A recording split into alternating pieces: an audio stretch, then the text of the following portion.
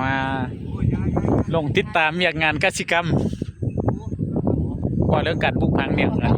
ปลูกพักสู้พี่น้องอยู่บ้านลอนดอนเฮานี่โอ้งามอยู่แต่ว่าเรื่องอันนี้นี่เทคนิคนะโอเคนะแต่ว่าการสนองพุ่นยังตันโอเคพี่น้องเซแมนว่าจะใส่พุ่นธรรมศาสตร์แม่นว่าเรื่องพุ่นธรรมศาสตร์พุ่นของออนไลน์กว่าจะเวลาการสนองพุ่นยังตันงามโอเคอยู่ปลูกตามสเต็ปอยู่เทคนิคโอเคงามไฟอยากต้องการมาซื้อพักสู้อยู่กันดอนเด้องามเด้อยู่กันดอนทางลักแม่นเฮือนมอปันแหละซิแม่นเนี่ย